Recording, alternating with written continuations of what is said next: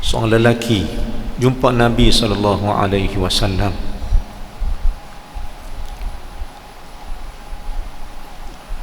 Kata dia, "Ya Rasulullah,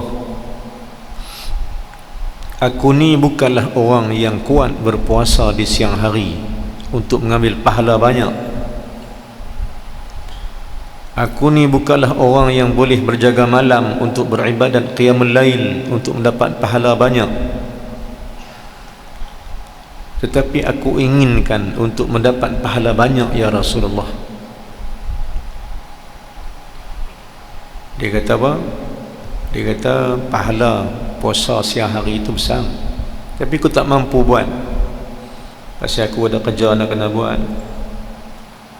Dan sebelah malam pula aku tahu ibadat qiyam al-lail, qiyamul lail ni pahala banyak, tapi dia kata aku tak mampu nak bangkit sembahyang malam, sebab aku bukan jenis orang yang boleh bangkit beribadat seperti mana orang lain.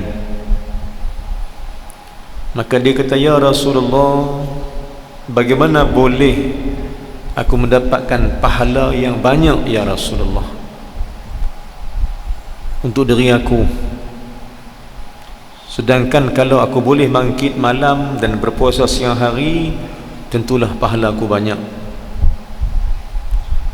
Maka Rasulullah jawab kat dia, "Ya Muhammad, ya rajul, wahai laki-laki,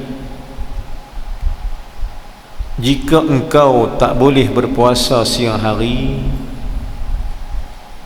dan jika engkau tak boleh bangkit salat malam qiyamul lail waktu malam, maka pahala besar itu atau sebahagian pahala besar itu masih boleh dapat pada engkau. Engkau masih boleh dapat."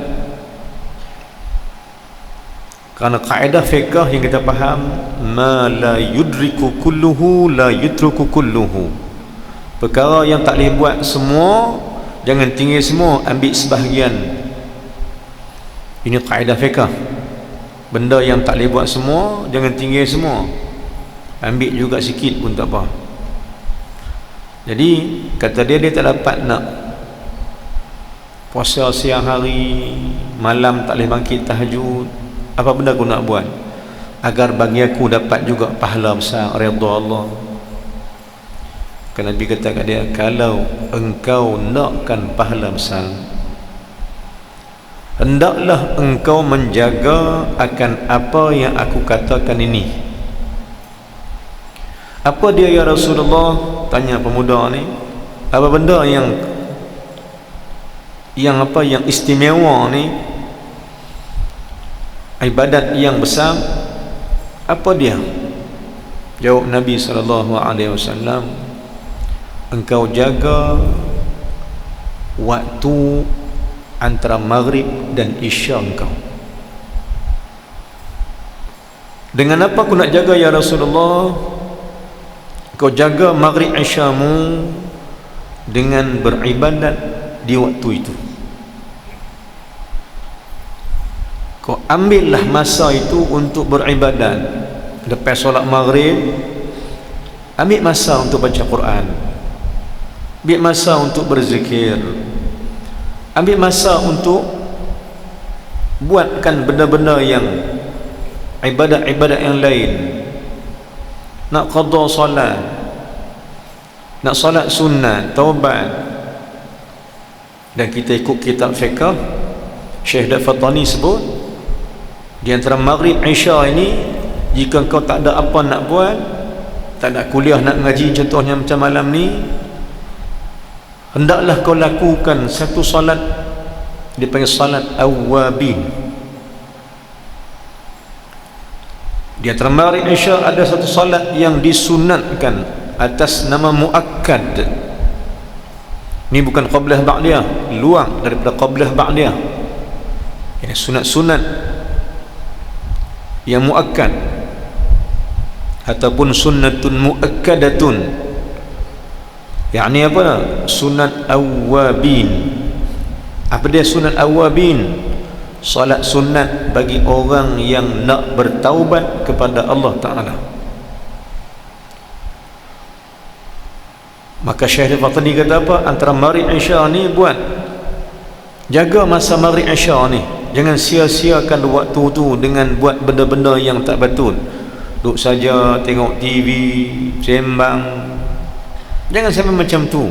Kerana waktu ini, kata Nabi, waktu yang boleh engkau dapat pahala besar daripada Allah. Quran ada boleh baca, zikir ada boleh zikir. Isikan masa Maghrib Isya ni dengan perkara-perkara berfaedah. Baik, ini yang Nabi sebut kepada pemuda tadi. Jangan kau sia-siakan masa antara Maghrib dengan Isya. Carilah peluang untuk beribadat pada Allah, kerana pahalanya teramat besar. Dan Syekh Al-Fatani sebut apa?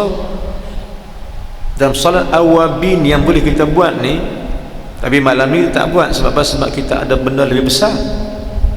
Ini bukan sunat. Mengaji ni bukan sunat. Mengaji ni fardu. Jadi fardu. Tambah-tambah kita mengaji ni pula tuan, usul tauhid. Tauhid ni makna fardu ain. Fardu yang tertanggung atas semua, tak lepas dia. Lagi mana tak belajar tauhid, lagi mana tak kenal akan Allah Ta'ala, lagi mana tak tahu tauhid tu apa dia, maka selama itulah menanggung akan kefarduan. Kau tak lepas dia, berdosalah orang tu dengan Allah Ta'ala. Dosa apa tu? Dosa sebab tak belajar benda fardu ain. Jadi apa yang Syekh Al-Fatani sebut, kalau lah tak ada kuliah mengaji, kita boleh buat salat awabin. Apa salat awabin nak buat? Pertama, dalam salat awabin tu boleh kita buat salat taubat, 2 rakaat taubat. Ataupun ambil lah taubat tu 4 rakaat ke 2, habis 2 bagi salam, bangkit lagi 2 rakaat. Lakukan pertama salat taubat, berapa rakaat terpulang, tapi pertama salat taubat. Ni nak isi Maghrib Isya kalau tak ada kuliah, supaya berfaedah masa Maghrib Isya, memberikan ruang redha Allah. Baik, salat pertama salat taubat. Yang kedua, kata Syekh Al-Fatani, kau masukkan, jika tak ada apa-apa Maghrib Isya ni, salat sunat awabin dengan salat yang kedua, tu salat hifzul iman, salat jaga iman. Ataupun setengah kitab kata salat subutul iman, salat minta Allah tetapkan iman. Kerana iman benda yang wajib kita pelihara. Baik, salat jaga iman, sama ada jaga salat tu dipanggil hifzul iman atau subutul iman. Kedua-dua salat yang dianjurkan oleh syarak. Sembahyang sunat jaga iman, supaya iman duk ada dalam kita sampai mati. Walaupun kita ditarik nyawa nanti, kata ulama, biarlah nyawa keluar, tetapi iman kekal dalam diri. Kerana ramai sangat orang yang dicabut ruh, dicabutnya nyawa, keluar nyawa, keluar sekali dengan iman. Na'udzubillah min dzalik. Doa iman, tuan-tuan, doa nak jaga iman, doa nak kemah iman, pada salat taubat atau salat jaga iman, dalam sujud yang terakhir, kata Syekh Al-Fatani dalam kitab Jam'ul Fawaid, dalam sujud penghabisan pada salat jaga iman, bacalah ayat yang ke-8 selepas kita baca subhana rabbiyal a'la wa bihamdi 3 kali. Bacalah ayat ke-8 daripada surah Ali Imran. Baca ayat tu, ayat nombor 8 surah Ali Imran, kau surat belah kiri dalam Quran, muka surat yang ke-50, baris yang ke-3, 4 daripada bawah, ayat yang ke-8. Untuk apa? Untuk jaga iman. Kerana ramai yang mati iman terkeluar bersama dengan roh. Na'udzubillah. Bila bicara bab mati kan tuan-tuan, dalam kitab Kasyful Ghaibiyah disebutkan waktu nak mati ni main macam-macam. benda yang kau suka, dan syaitan akan mai ganggu kau. Seperti mana seseorang tu nak mati, dia main dengan benda atau rupa seperti mana benda yang disayang oleh orang nak mati tu. Dia main dengan rupa orang yang disayangi oleh orang nak mati. Contohnya, si nak mati tu sayang mak ayah, syaitan akan rupa mak dan ayah dia waktu nak mati. Dalam kitab Kasyful Ghaibiyah sebut, mengganggu orang nak mati supaya dia tak mati dalam keadaan syahadat, supaya dia mati tidak dalam keadaan syahadat kepada Allah. Syaitan ganggu. Sebab itu kata ulama, penting kita dirikan salat awabin, salat jaga iman. Ambil doa ayat 8 daripada surah Ali Imran. Jadikan doa dan mohon pada Allah semasa kita sujud pada Allah, ketika mari kita salat jaga iman. Dalam sujud yang penghabisan, ataupun selepas salat tanda tangan pada Allah, baca ayat 68 tu. Saya tak baca lah, saya suruh tuan cari. Saya habang tak cari dah. Tak habang tak pergi dia cari lah dalam Quran. Surah Ali Imran, surat 50 ayat yang ke-8. Tengok dalam Quran, baca ayat tu semasa sujud. Semata-mata minta pada Allah agar Allah jaga iman kita sekalian. Kerana iman ni benda yang paling wajib dijaga. Seperti mana saya sebutkan sebelum ni, Islam Allah bagi, dan Islam wajib dipelihara. Hari ini punya keadaan, tuan-tuan, kita wajib menjaga Islam dengan apa cara sekalipun, dan menjaga Islam dan orang yang akan jaga Islam. Dan macam mana cara jaga Islam?